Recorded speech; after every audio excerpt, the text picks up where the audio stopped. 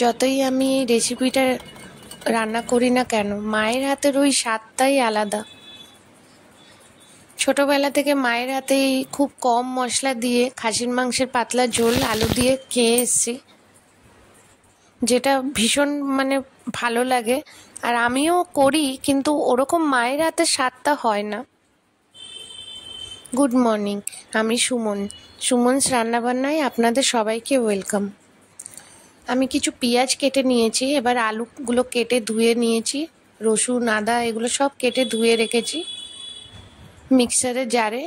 এবার আমি নিয়ে নিলাম কাঁচা লঙ্কা কটা, আর ওই রসুন যেগুলো ছুলে রেখেছিলাম, আদা কুচি আর পেঁয়াজ কুচি। এবার ওর মধ্যে আমি কিছু শুকনো ড্রাই মশলা নিয়ে নেব, একটু গোলমরিচ আর দারচিনি আর দুটো এলাচ আর শুকনো লঙ্কা দুটো তিনটে। এবার ওই মশলাটা আমি একটা বাটিতে ঢেলে নিলাম। আমি এখানে আধা কিলো খাসির মাংস নিয়েছি, ওর মধ্যে ওই এক এক করে মশলা ম্যারিনেট করে আমি রেখে দেব।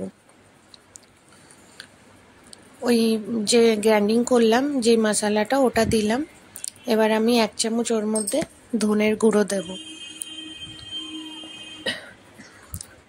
ধনের গুঁড়ো বলো জিরের গুঁড়ো সব আমি ঘরেই বানিয়ে রাখি, ওর টেস্টই আলাদা হয় আর কালারটাও খুব সুন্দর হয়।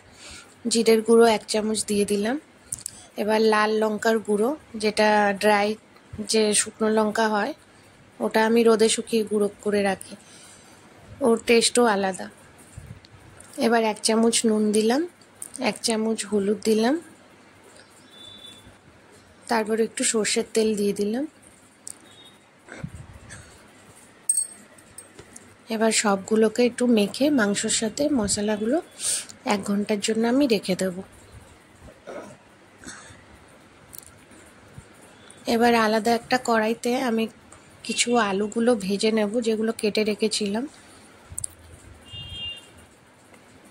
ভেজে নেওয়ার পর তারপর মাংসটা কষাবো। 1 ঘন্টা আমার হয়েই গেছে। এবার আলুগুলো ভেজে নিলাম, তারপরে আমি একটু তেলের মধ্যেই ওই শুকনো লঙ্কা আর তেজপাতা দিয়ে ফোড়ন দিয়ে মাংসর ওই যে ম্যারিনেট করা মাংসটা আমি দিয়ে দিলাম। এবার আমার কষাতে কষাতে হয়ে গেছে, লাস্টে আলু দিয়ে আবার কষালাম। কষিয়ে দিয়ে আমি প্রেসারে দিয়ে দেবো মাংসটা। প্রেসারে করলে খুব তাড়াতাড়িও মাংসটা হয়ে যাবে, ওর আর একটা আলাদাই টেস্ট আছে। এটা ছোটোবেলা থেকেই খেয়ে এসেছি।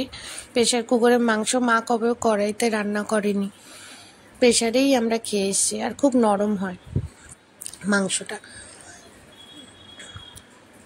প্রেসারটায় আমি এবার দিয়ে দেবো মাংসগুলো, আর ওই যে বাটিতে আমি ওই যে মশলাটা রেখেছিলাম, ওর মধ্যে আমি একটু জল মিশিয়ে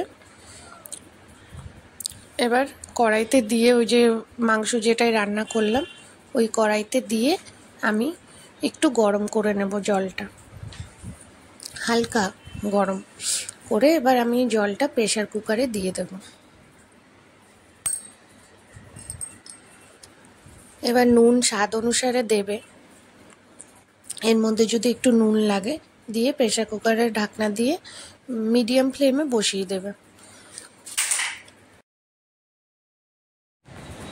শুধু মাটন কারি দিয়ে ভাত খাবো, তার সাথে যদি একটু গ্রিন স্যালাড হতো। আমি একটা বাটিতে দই নিয়ে নিয়েছি 1 কাপ, এবার ওর মধ্যে একটু নুন দিয়ে ওটাকে ভালো করে ফেটিয়ে দিয়েছি।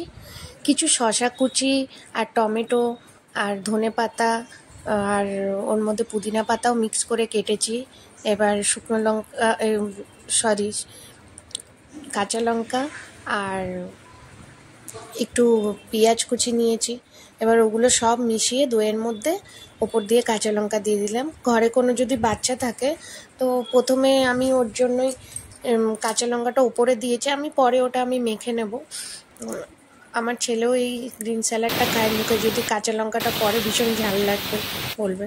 তবে ও ঝালও খায়, মাংসের ঝোল এই ঝালটাও খেয়ে নেবে, কিন্তু কাঁচা লঙ্কার ঝালটা আবার ওই যে ডাইরেক্ট যে মুখে পড়ে ওটা আবার ওর পোষায় না। দেখেন আমার মাংসের ঝোল হয়েও গেছে, একটা সিটিতে আমি বন্ধ করেছি।